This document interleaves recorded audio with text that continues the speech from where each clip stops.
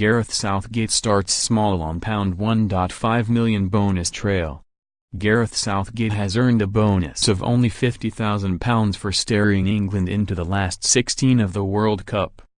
But as the footballing stakes get bigger in the knockout stage, so do Southgate's double money rewards, which would see him earn an extra £1.5 million were England to win the World Cup.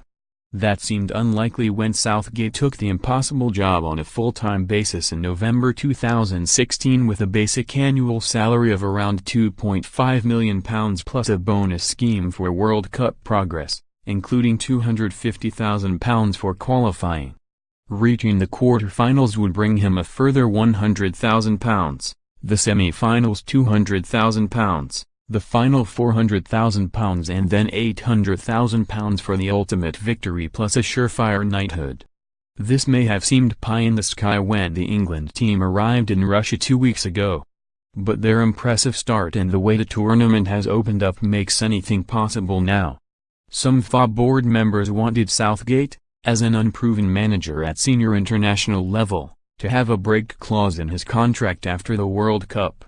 But he proved a far tougher negotiator than many expected, and his 4-year contract has a larger basic salary than the FA were initially intending to offer him.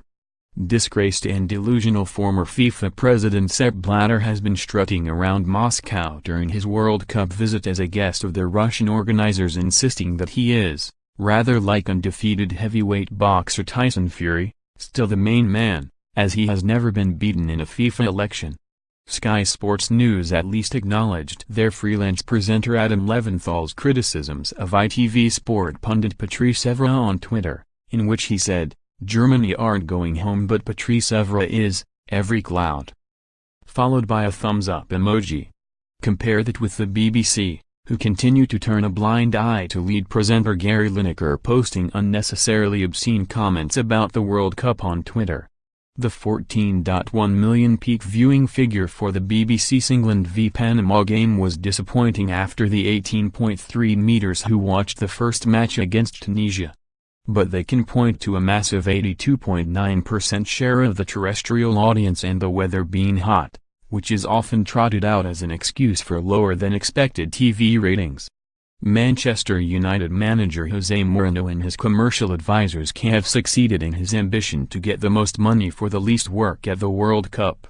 He earned £1 million for 5 days in Moscow working for Kremlin apologist network Russia Today at the start of the tournament.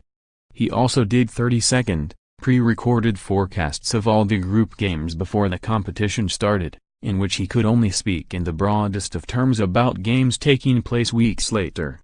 However, RT are understood to be very pleased with the extra profile that Mourinho has brought to the network. And Jose is pleased with his 7-figure remuneration.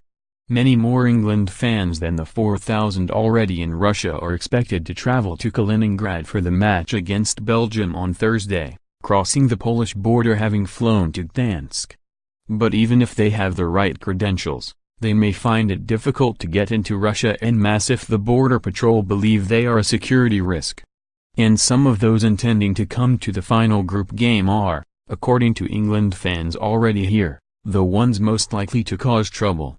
The England fans at the first 2 matches are older than usual and have not caused as many incidents as a younger set of supporters did in Amsterdam before and after the friendly there in March.